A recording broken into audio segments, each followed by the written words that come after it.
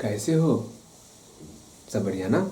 वैसे आज हम लोग जो है आपके क्लास का विद्युत चैप्टर है उसको देखने वाले अच्छे तरीके से, ठीक है। इसमें से जो टॉपिक आपके लिए सबसे ज़्यादा इम्पोर्टेंट है वो है आपका विद्युत धारा। इससे क्वेश्चन आपके एग्जाम में रहता है।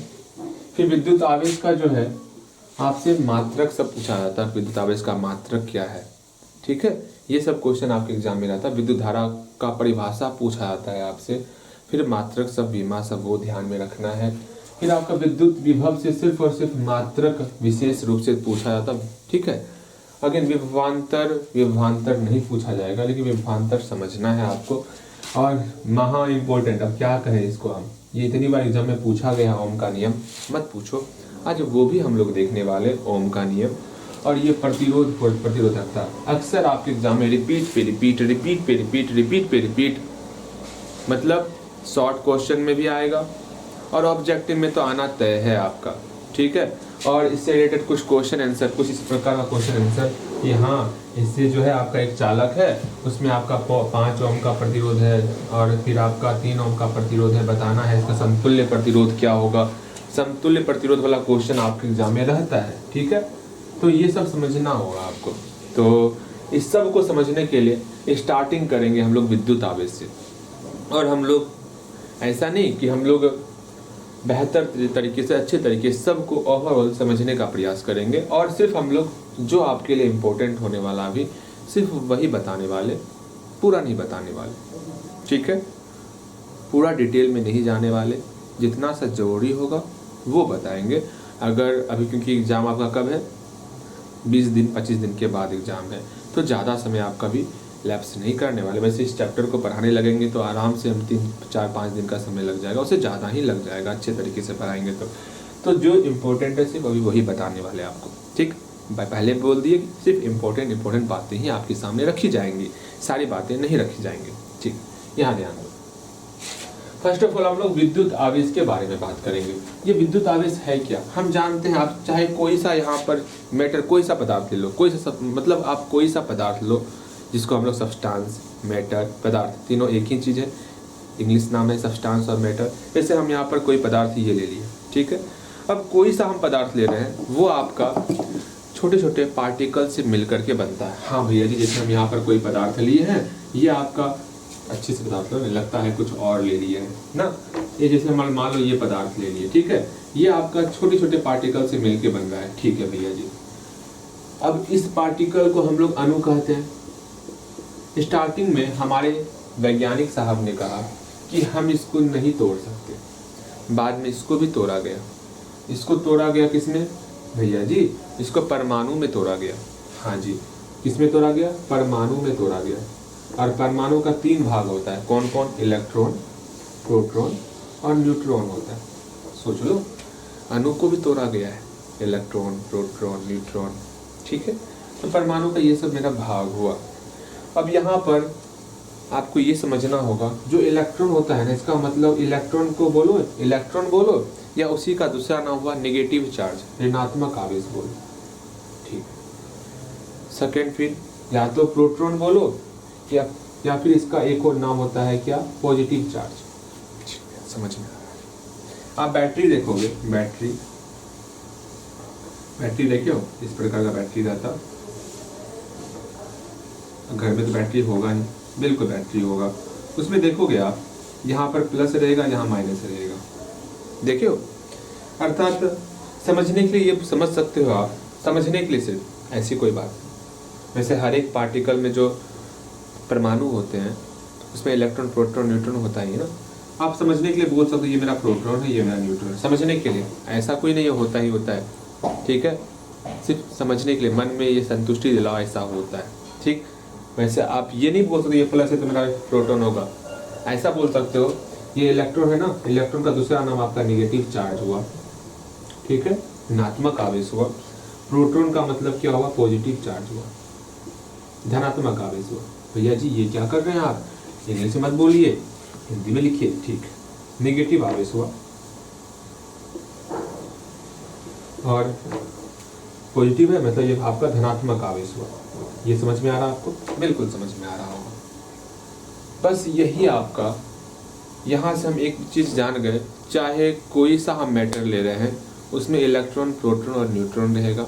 हम ये बोल सकते हैं ये चार जो भी हम लोग एलिमेंट लेंगे वो आवेश का बना हुआ होगा, या तो उसमें ऋणात्मक या तो माइनस होगा या तो प्लस होगा, क्योंकि हर एक पदार्थ जो है आपका इलेक्ट्रॉन से मिलके, मतलब परमाणु से मिलके बना होता, और परमाणु में इलेक्ट्रॉन प्रोटॉन तो मिलता ही मिलता है, अर्थात इस पे या तो माइनस चार्ज या तो प्लस चार्ज तो होगा ही होगा।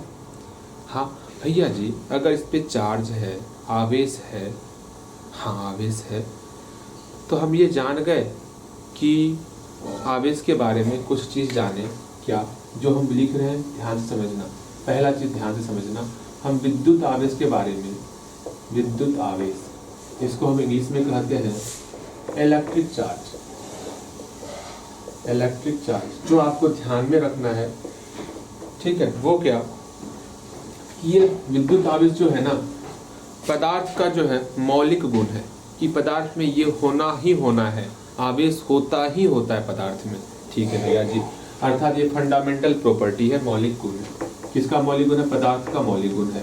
तो आवेश जो है मेरा पदार्थ का मौलिक गुण है। वैसे ये आपके एग्जाम में नहीं पूछा जाएगा पदार्थ का मौलिक गुण, बस यूं ही लिख दिए। अब ये पूछा जा सकता है कि आवेश कितने प्रकार के होते हैं, आवेश कितने प्रकार के होते हैं भैया जी? अभी हम जाने, एक पॉजिटिव आवेश होगा, एक निगेटिव आवेश होगा। ठीक है, पॉजिटिव आवेश में आपका प्रोटॉन होता है, निगेटिव आवेश में आपका इलेक्ट्रॉन होता। एक क्वेश्चन अक्सर आपके एग्जाम में पूछा जाता कि एक इलेक्ट्रॉन पर जो है, जो एक इलेक्ट्रॉन होगा उस पर कितना आवेश होता है।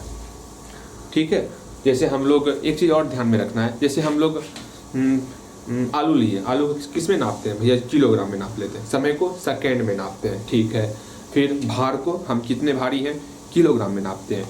उसी तरह इस आवेश को किस में नापेंगे भैया जी? आवेश को हम कूलाम में नापेंगे। ठीक है, ठीक है, कूलाम में नापेंगे। कूलाम ऐसे साइंटिस्ट है, वैज्ञानिक है, उन्हीं के नाम पे रखा गया। कूलाम को हम लोग सी से डिनोट करते हैं, सी। ठीक है, ध्यान में रखो। हम बोलेंगे इस पर कितना आवेश है, इस पर 5 कूलाम आवेश है, 10 कूलाम आवेश है। कूलाम वैसे साइंटिस्ट है। एक कूलाम में कितना चार्ज होता है भैया? ये क्या बोल रहे हैं? एक इलेक्ट्रॉन में कितना चार्ज होता है, ये आपसे पूछा जाएगा। ठीक है, एक इलेक्ट्रॉन में कितना चार्ज होता है, तो क्या बोलोगे भैया? हम जानते हैं -1.6 गुना 10⁻⁻19 कूलम होता है। ठीक, ये समझ में आ गया। ध्यान से समझना है सारी चीज़ों को। और एक पूछा जाएगा एक प्रोटॉन पे कितना चार्ज होता है। चार्ज है इसलिए इसको कूलाम में नाप रहे हैं। ये सी का मतलब क्या हुआ? सी का मतलब कूलाम हुआ। ठीक, ध्यान रखना। जो जरूरी बातें हैं वो आपके सामने रखी जा रही हैं। जितना ही बोल रहे हैं सब कुछ आपको अपने दिमाग में रखना है। अब हम एक प्रोटॉन की बात करेंगे। इलेक्ट्रॉन में निगेटिव चार्ज, प्रोटॉन में आपका पॉजिटिव चार्ज होगा। यहाँ पर प्लस 1.6 गुना 10⁻⁻19 कूलम होने वाला। ठीक है भैया, ये सारी बातें हम ध्यान में रखेंगे। और कुछ ध्यान में रखना है क्या? हाँ, और कुछ ध्यान में रखना है, वो सुनो। और क्या ध्यान में रखना है उसको समझना है, सीखना है। ये जल्दी बताइए ना, बहुत समय नहीं लगाना है आपको। अच्छा जी, ये बात है, बिल्कुल यहाँ ध्यान दो, जल्दी बताइए। अब फिर आगे ये आपको ध्यान में रखना है कि कोई भी पदार्थ है, ठीक है, अगर वो इलेक्ट्रॉन त्याग रहा है, इलेक्ट्रॉन किसी को दे रहा है, ठीक है, इलेक्ट्रॉन किसी को दे रहा है, इसका मतलब क्या हुआ? इलेक्ट्रॉन देना का मतलब क्या हुआ? मतलब इलेक्ट्रॉन ये दे रहा है किसी को, ठीक है।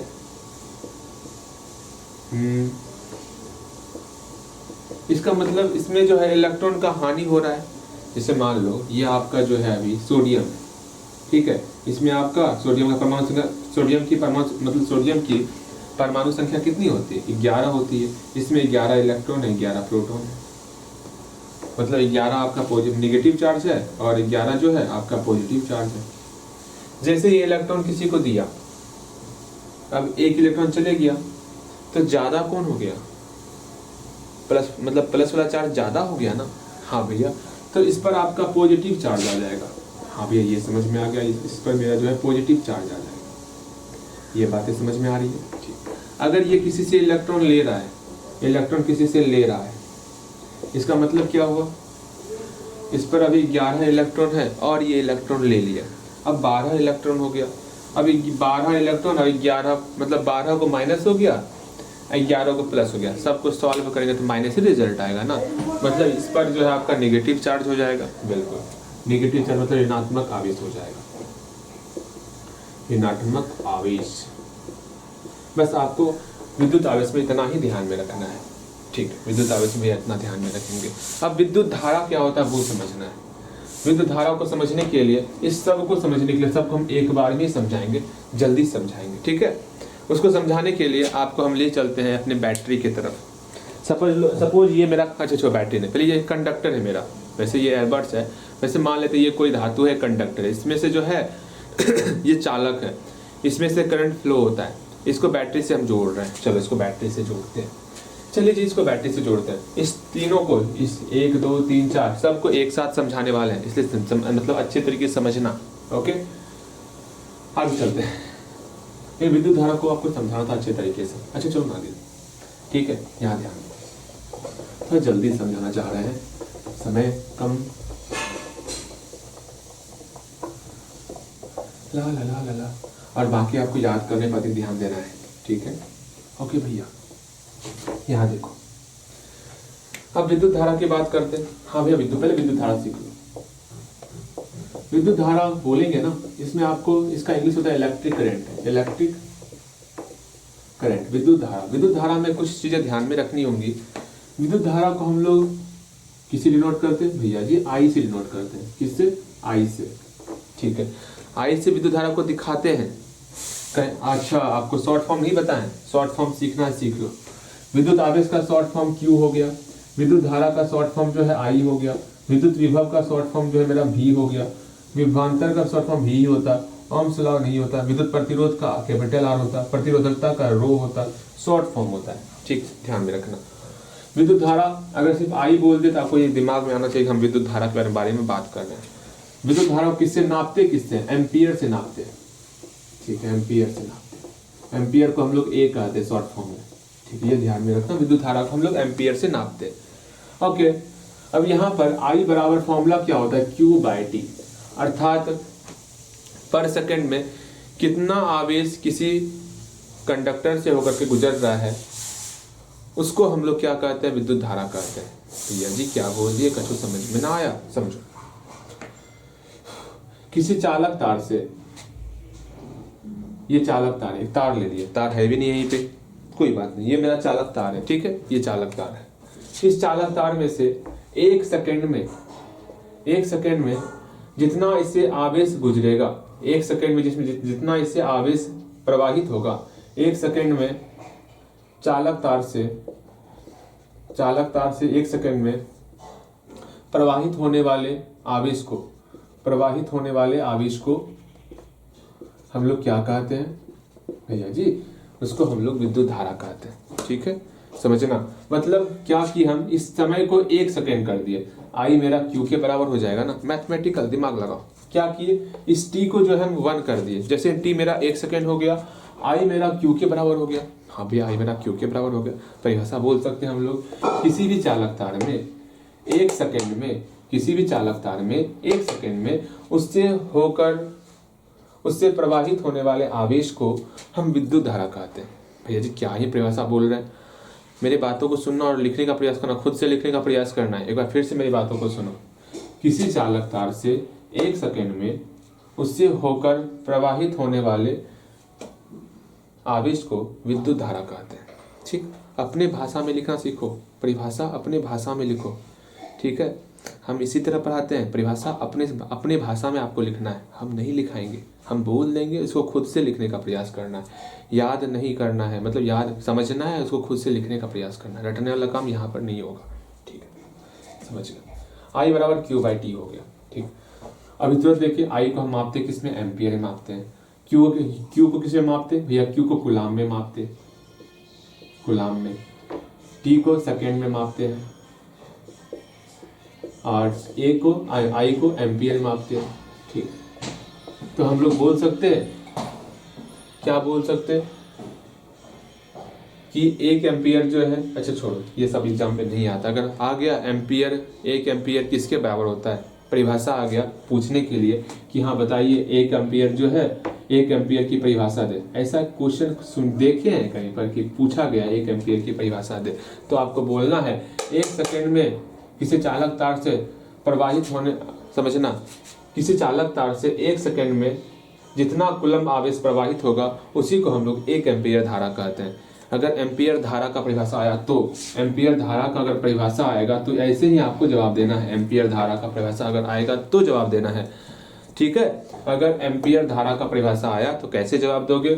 1 सेकेंड में किसी चालक तार से प्रवाहित होने वाले, हम क्या बोल रहे, फिर से बोलते हैं, किसी चालक तार से 1 सेकेंड में जितना कूलम्ब आवेश प्रवाहित होता है उसे 1 एम्पियर धारा कहते हैं।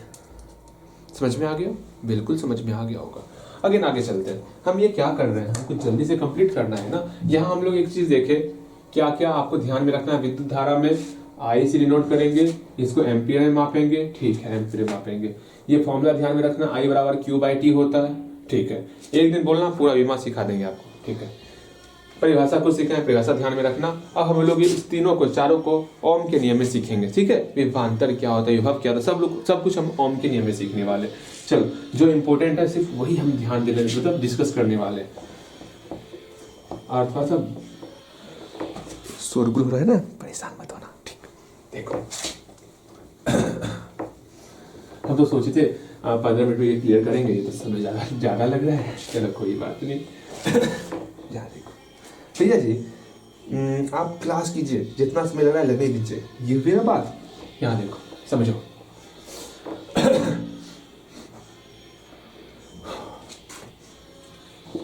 ध्यान से समझना है सारी बातों को, सारे टर्म को ध्यान से समझना है।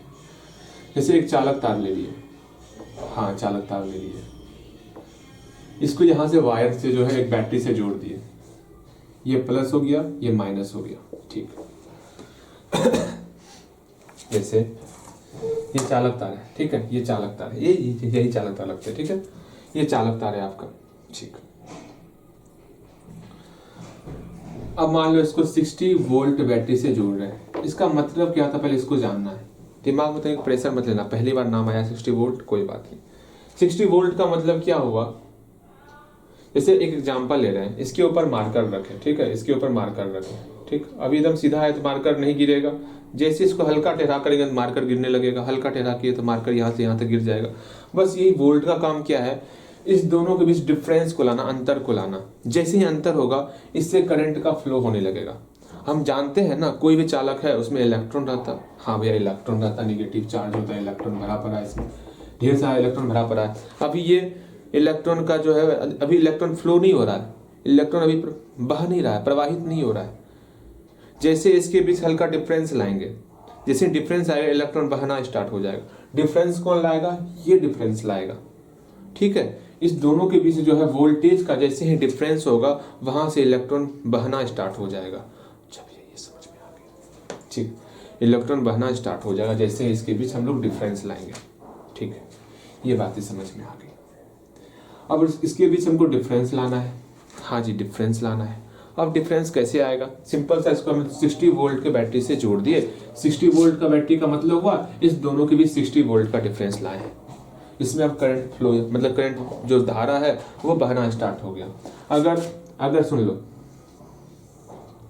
ये चालक है, इसको एक बैटरी से जोड़े, इसके बीच हम 100 वोल्ट जो है 100 वोल्ट का डिफरेंस ला रहे हैं। जैसे मान लो यहाँ पर हल्का डिफरेंस लाए, धीरे धीरे वो मार्कर गिरेगा, इससे ज्यादा डिफरेंस लाएंगे, तुरंत मार्कर, मतलब तुरंत जो है मेरा मार्कर गिर जाएगा, मार्कर बहुत तेजी से बहेगा, हाँ जी।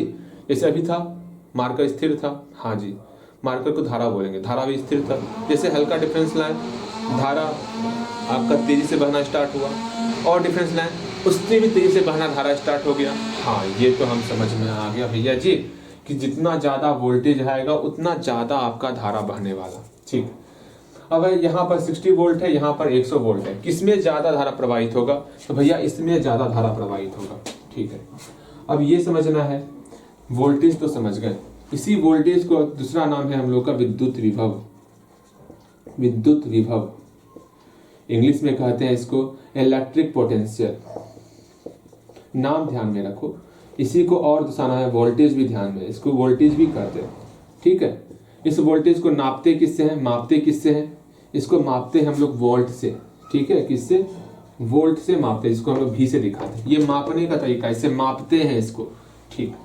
विद्युत विभव समझ में आया क्या होता है, ठीक, विद्युत विभव समझ में आ गया, जिसको हम लोग वोल्ट से मापते हैं, ठीक है, ये समझ में आया। अगेन इस दोनों के बीच जो वोल्ट का अंतर होगा, इस दोनों के बीच जो वोल्ट का अंतर हो रहा है उसको हम लोग क्या कहते हैं, विभवांतर कहते हैं, विभव का अंतर, जो विभव का अंतर हो रहा है उसको क्या कह रहे हैं हम लोग, विभवांतर कह रहे हैं। विभवांतर भी समझ में आ गया, विभवांतर, अभी और इससे क्या क्वेश्चन पूछा जाता वो भी बताएंगे बाद में, पहले यहाँ ध्यान दो। विभवांतर समझ में आ गया, विद्युत विभव समझ में आ गया, विद्युत विभव पे अभी और चर्चा करने वाले हैं, यहाँ ध्यान दो, पहले जो काम की बात है वो काम करेंगे। अब इसको बैटरी से जोड़े, इससे धारा फ्लो होगा, धारा किधर बहेगा, आपके मन में ये डाउट चला भैया धारा किधर बहेगा, इधर से इधर जाएगा या फिर इधर से इधर आएगा, ये मन में डाउट चल रहा होगा। यहाँ निगेटिव चार्ज है, यहाँ प्लस माइनस है, ये माइनस यहाँ आ गया, यहाँ सब जगह निगेटिव चार्ज आ गया। हाँ, हम जानते हैं जब दो समान आवेश एक जगह आता है ना, वहां पर क्या होता है, ये उसको दूर भेजेगा। जब समान आवेश आ जाएगा ना तो वहां आपका रिपल्सन होता है, वो उसको दूर भेजता है। अब ये माइनस वाला टर्म जो है ये माइनस को दूर भेजेगा, चाहिए आप यहाँ से दूर निकले, दूर निकले, दूर निकलिए, रिपल्स हुई है, रिपल्सन वहां होगा, आप निकले यहाँ से, होता है ना। तो यहाँ पर ये माइनस आवेश जो है इस माइनस को दूर भेजेगा, ठीक। ये प्लस वाला है, प्लस वाला माइनस वाला को अपनी तरफ बुलाएगा। हम जानते हैं अगर सेम आवेश रहेगा वहां पर सेम आवेश जो है एक दूसरे को दूर, मतलब वहां पर क्या होता है, रिपल्सन होता है, वो दूर भेजता है, अपने पास नहीं बुलाएगा। एक जैसे है ना, दूर निकलो, दूर निकलो। अगर अलग अलग है, ठीक है, अलग अलग समझ रहे हो ना, तो पास मतलब आप वहां पर अट्रैक्शन होगा। हाँ समझ में आ गया, क्या बोलने दिया वो भी समझ में आ गया, ठीक ठीक ठीक। चलो यहाँ देखो, अर्थात यहाँ प्लस है, यहाँ माइनस है, यहाँ अट्रैक्शन होगा, अट्रैक्शन होगा तो यहाँ पर अब ये जो धारा है वो बहना स्टार्ट करेगा, ठीक।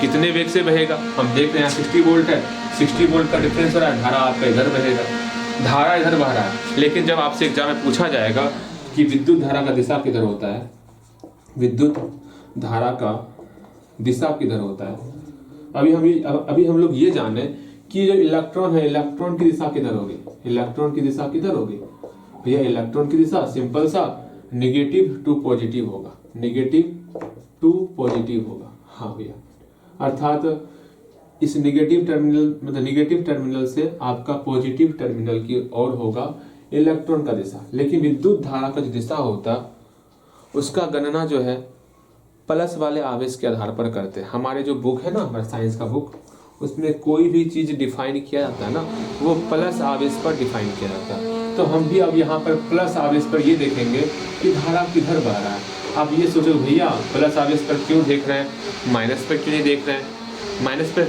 जान गए कि माइनस जो इलेक्ट्रॉन जो है, इलेक्ट्रॉन का प्रवाह इधर होगा, लेकिन सही मायने में जो हमारी किताब में दिया गया है वो प्लस वाले आवेश को लेकर के ये बताया गया है कि धारा का दिशा किधर होने वाला है, ठीक है। अब हम लोग प्लस आवेश को लेंगे और ये बताएंगे धारा का दिशा किधर होने वाला, ठीक है। अब प्लस आवेश को ले लिए, ठीक।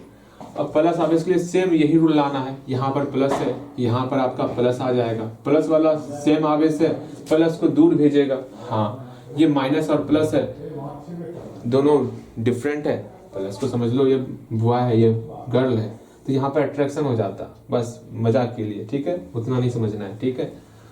यहाँ देखो, यहाँ माइनस है, यहाँ प्लस है, इसके बीच अट्रैक्शन होगा। हाँ अट्रैक्शन होगा, ये आपका इधर फ्लो होना स्टार्ट होगा, अर्थात पॉजिटिव आवेश जो है आपका प्लस टू माइनस फ्लो होगा।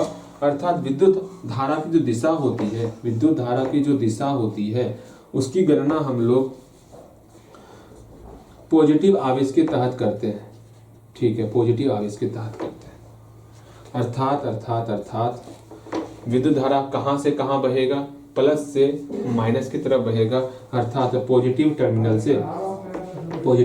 से नेगेटिव टर्मिनल, अर्थात धनात्मक टर्मिनल से ऋणात्मक टर्मिनल की ओर जो है धारा का प्रवाह होगा। जब भी क्वेश्चन आएगा एग्जाम में आपको ये जवाब देना है, विद्युत धारा का दिशा किधर होता है, पॉजिटिव टर्मिनल से नेगेटिव टर्मिनल की तरफ, ठीक है। और ये भी समझना है कि विद्युत धारा का दिशा जो है ये प्लस वाले आवेश के तहत हम लोग निकालते हैं, माइनस आवेश के तहत नहीं निकालते हैं। ठीक है, चलो अब ये समझना है भैया जी।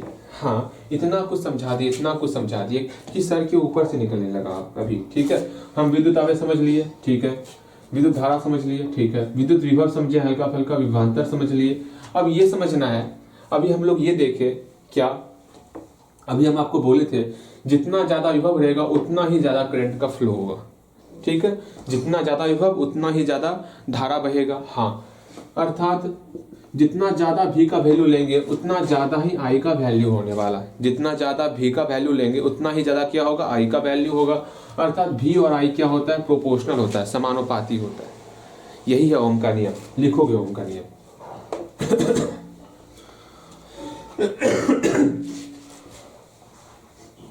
बहुत इंपॉर्टेंट है ओम का नियम। ठीक, ध्यान दोगे और ध्यान से लिखोगे ओम का नियम। ओम का नियम आपको लिखना है। लिखो, अचर ताप पर किसी चालक से, कोई चालक है, किसी चालक से प्रवाहित होने वाली विद्युत धारा, किसी चालक से प्रवाहित होने वाली विद्युत धारा जो है वो समानुपाती होता है। किसका समानुपाती होता, पहले हम समझाते फिर आपको लिखना। वो समानुपाती होता है विद्युत विभव का। ठीक है, किसी अचर ताप पर किसी चालक के दो बिंदुओं के बीच, किसी चालक के दो बिंदुओं के बिटवीन 2 पॉइंट, दो बिंदुओं के बीच प्रवाहित होने वाली विद्युत धारा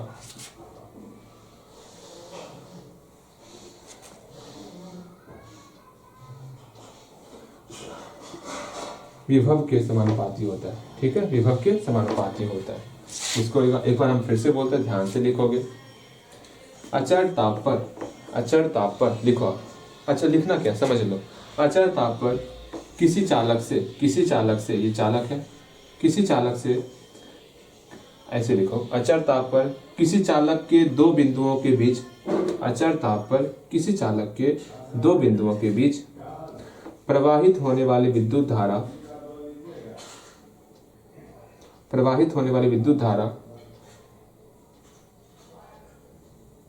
उन दो बिंदुओं के बीच के विभव के समानुपाती होता है। ठीक है, एक बार फिर से मेरी बातों को ध्यान से समझना। मैं फिर से बोल रहा हूं, ओम का नियम क्या होता है। ओम का नियम, अचर ताप पर किसी चालक के दो बिंदुओं के बीच प्रवाहित होने वाली विद्युत धारा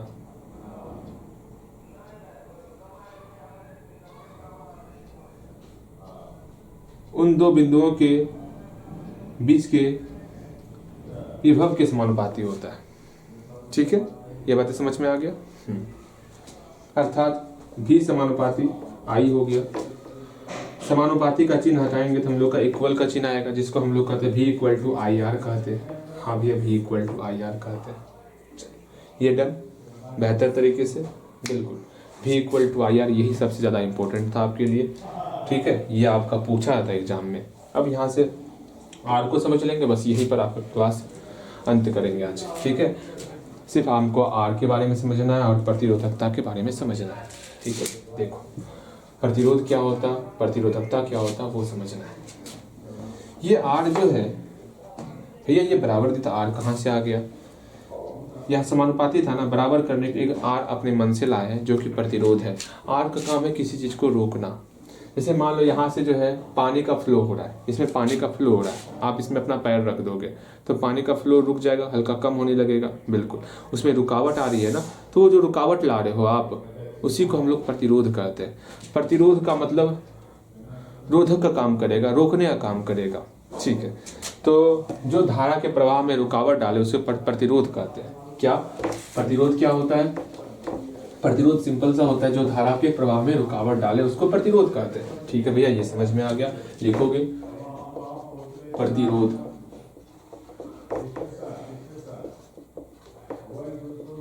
रेजिस्टेंस। प्रतिरोध के बारे में पहला चीज ध्यान में रखना, जो विद्युत धारा के प्रवाह में रुकावट डाले, रुकावट डाले उसको क्या कहेंगे हम लोग? प्रतिरोध कहेंगे। इसको हम लोग कैपिटल आर से डिनोट करते हैं। इसको नापते किससे हैं? इसको हम लोग ओम से नापते हैं। ये जी ओम से नापते हैं, बिल्कुल। ये क्वेश्चन काफी बार पूछा था आपके एग्जाम में कि प्रतिरोध का एसआई मात्रक क्या होता है? ओम होता है। ठीक है, जो विद्युत धारा के प्रवाह में रुकावट डाले उसको हम लोग प्रतिरोध कहेंगे। ठीक है, ये चीज ध्यान में रखना है। एक फॉर्मूला और कि V equal to I R होता है ना। हाँ, यहाँ से अगर हम आर को अकेला करेंगे तो क्या हो जाएगा? V बटे आई हो जाएगा। बिल्कुल। अगर एग्जाम में आएगा एक ओम किसके बारे, एक ओम को परिभाषित करे तो क्या बोलोगे? एक ओम को परिभाषित करे तो क्या बोलोगे? अगर किसी चालक तार के बीच हम 1 वोल्ट का विभवांतर ला रहे हैं और उसमें से अगर 1 एम्पियर की धारा प्रवाहित होगी, उसको हम लोग 1 ओम कहते हैं। ठीक है, इसको भी हम 1 एम्पियर ले लेंगे, इसको भी हम लोग जो है 1 वोल्ट ले लेंगे। ठीक है, मतलब धारा और वोल्ट दोनों को 1-1 मान लेंगे, तो उसमें से 1 ओम प्रवाहित होने वाला है। ये बात को समझ रहे हो? हम जो कहे वो समझ में आया? क्या बोले फिर से समझो। 1 ओम की परिभाषा दे, अगर ऐसा क्वेश्चन पूछा जाएगा, पूछा ही जाता है कभी कभी, तो वहां आपको बोलना है किसी चालक तार में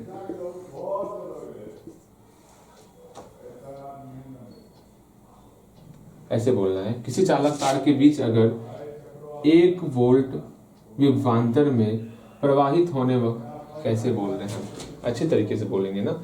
किसी चालक तार में यदि हम 1 वोल्ट विभवांतर देते हैं और उसमें से यदि 1 एम्पियर धारा प्रवाहित हो रही हो, तो उसको हम लोग 1 ओम कहेंगे। ठीक है, इसको अपनी भाषा में बोलने का प्रयास करोगे। ठीक है, मेरी बातें समझ में आ रही? बिल्कुल समझ में आ रही होगी। अगेन आगे चलते हैं।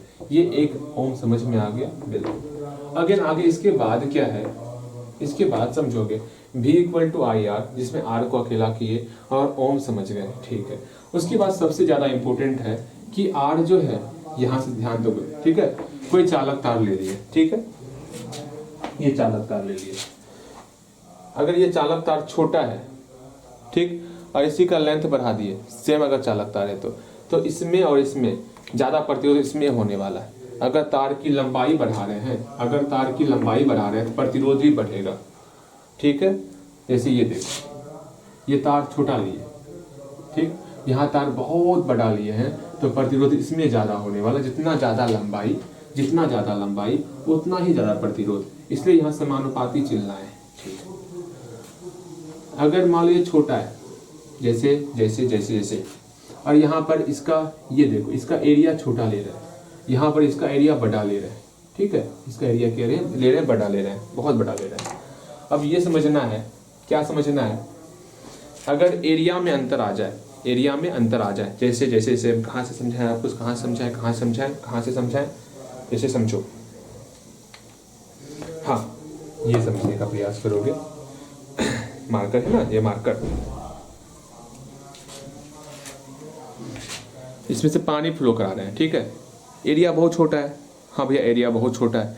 इसमें जो पानी फ्लो होगा, इसके अंदर का जो रिफिल है वो रुकावट डालेगा, उसको रोकेगा।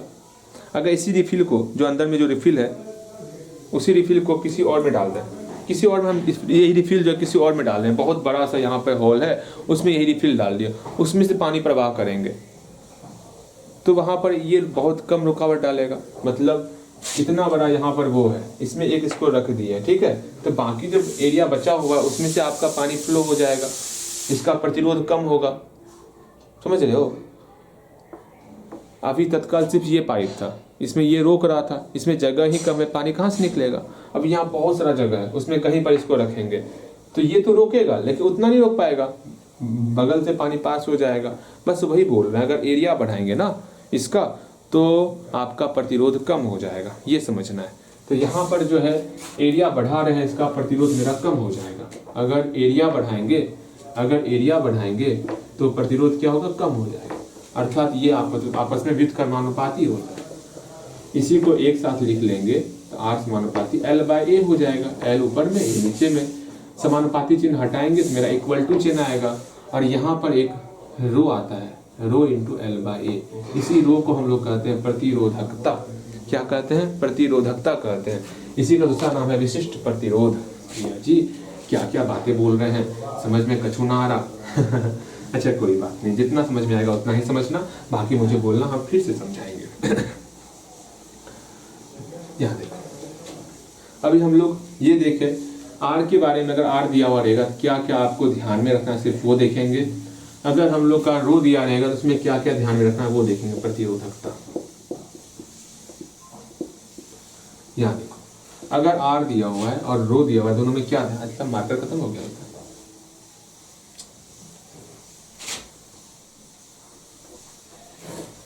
दूसरा लेते हमारे,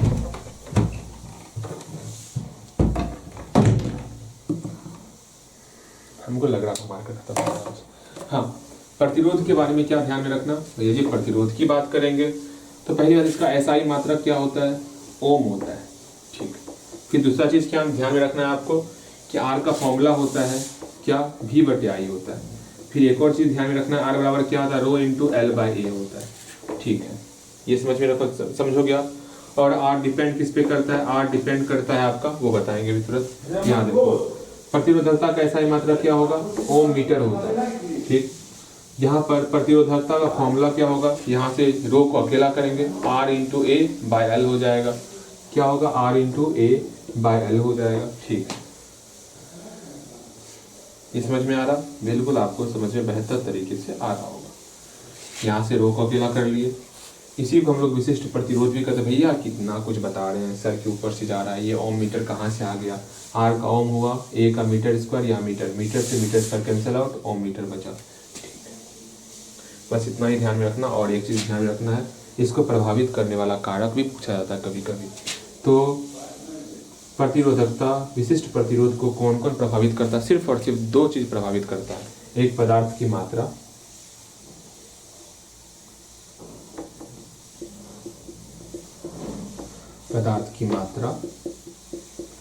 और दूसरा जो है तापमान, ये आपको प्रभावित करता है। ये दो चीज ध्यान में रखना। और आर जो प्रतिरोध है उसको कौन कौन प्रभावित करता? उसको जो है लंबाई प्रभावित करेगा, हाँ, एरिया प्रभावित करेगा। उसके बाद चूंकि यहाँ रो भी आ रहा है ना, रो में पदार्थ की मात्रा और तापमान भी इसको प्रभावित करेगा। पदार्थ की मात्रा और तापमान भी इसको प्रभावित करने वाला। मतलब आर को जो है चार चीज प्रभावित, मतलब आर को जो है चार चीज प्रभावित करता है और रो को जो है सिर्फ और सिर्फ दो चीज प्रभावित करता है। आपका काम बस ये है कि इस विद्युत चैप्टर जितना पढ़ाए हैं, इससे रिलेटेड जितना भी क्वेश्चन आपके एग्जाम में पूछा गया होगा, हम आपको क्वेश्चन बैंक देने वाले हैं। उसमें एक जगह सब क्वेश्चन किया हुआ है, हमसे वो क्वेश्चन बैंक ले लोगे और अच्छे तरीके से तैयारी करना है आपको। उसमें जाओगे विद्युत चैप्टर में, जितना इससे रिलेटेड क्वेश्चन पूछा गया होगा सब आपको देखना है अच्छे तरीके से। उसमें से जो समझ में नहीं आएगा वो हमको क्वेश्चन लिख के दोगे और वो क्वेश्चन आपको समझाने वाले हैं, ठीक है। आज जो समझाएं कुछ समझ में आया भी होगा, हम खुद कर रहे हैं, कुछ समझ में आया भी होगा, कुछ समझ में नहीं भी आया होगा। बिकॉज यहाँ पर अगर आप नहीं पढ़े हो पहले से तो बहुत सारा वर्ड है जो आपके सामने पहली बार प्रकट हुआ है, ठीक है। अगर पढ़े हो तो कोई बात नहीं, अच्छी बात है। और हम भी जो है कुछ बेहतर तरीके से नहीं पढ़ा पाए बिकॉज शोरगुल और क्या, कंटिन्यू पढ़ा ही रहे 3 बजे से, थोड़ा सा थकावट हो गया, ठीक। तो कहीं कोई दिक्कत होगा तो पूछना है। अभी ये सवाल भी नहीं करवाए हैं आपको, ये भी करवाएंगे। अभी एक और क्लास लेना है, इसलिए हम थोड़ा जल्दी बंद कर रहे हैं। क्लास 8 का एक क्लास और लेना है, ठीक है। तो उम्मीद करते हैं ये सब तो समझ में आपको बेहतर तरीके से आया होगा। और हम क्वेश्चन बैंक दे रहे हैं, हमसे क्वेश्चन बैंक ले लेना और उसमें से जो क्वेश्चन समझ में नहीं आएगा वो पूछना। जो सर लिखा है उसको आपको याद करना है, ठीक है। आपके सर लिखाए हैं ना, तो उससे रिलेटेड जो भी सर जो समझ में आ रहा है उसको याद करोगे, और जो समझ में नहीं आ रहा वो पूछोगे, हम समझाएंगे, फिर याद कर लेना उसको, ठीक है। Done, okay. इसी तरह हम एक बार आपका अम्ल और क्षार का भी कर देने वाले, फिर आपको उससे मतलब उससे रिलेटेड जो क्वेश्चन उससे पूछा गया है उसको याद कर लेना, ओके। ठीक, मिलते हैं अगली क्लास में।